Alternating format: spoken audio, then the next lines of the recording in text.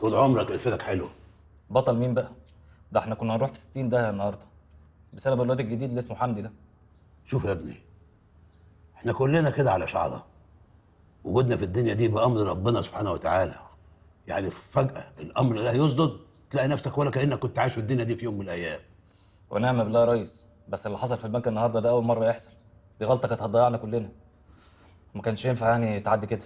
ولسه يا ادم، لسه. ازيك يا ادم؟ ازيك يا دين؟ ايه، عايزه حاجه؟ خش اوضتك ولا اشوفك كنت خارجه رايحه في ده. مش هخش اوضتي، مش هتحرك من هنا الا بمزاجي. دينا، ما تبطل الهزي اللي انت عمال بتعمله ده، ولا تكونش متصور انا مش عارفه انت بتعمل ايه. سارقين بنك وبتتحاسبوا. خلي بالك انت بس يا ادم، لو يدخل عليك بالصعبانيات ها، ده ممكن يسرقك. ده ابويا وانا حافظاه صم. صعبانيات؟ صعبانيات يا واطي يا قلة التربيه. طبعا من حالتي تصعب على الكافر، لان مش ملاحق على الخضر اللي بتضربيه ده. لازم كل مره نقعد نجعر في بعض كده؟ ما خلاص بقى يا دين. خلاص يا ريس معلش. احمد الاسود،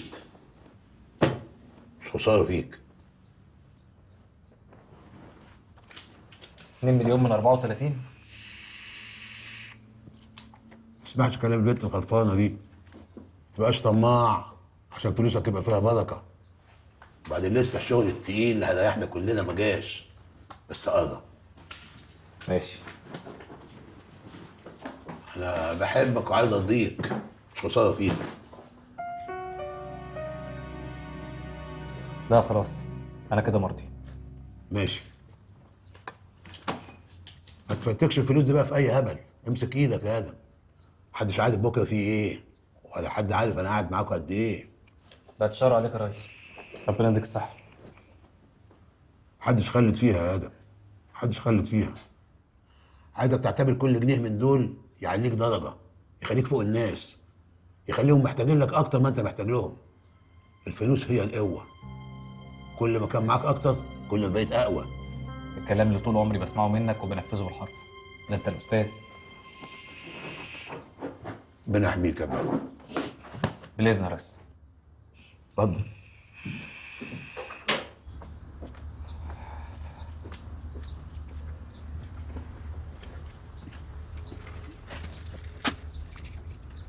ما تيجي اوصلك. انا بتكلم بجد على فكره. ما ينفعش اسيب العربيه هنا. طب تعالى نخرج شويه وارجعك تاني. والمصيبه اللي معايا دي عم فيها ايه؟ مره تانية ان شاء الله. هعتبره وعد ها.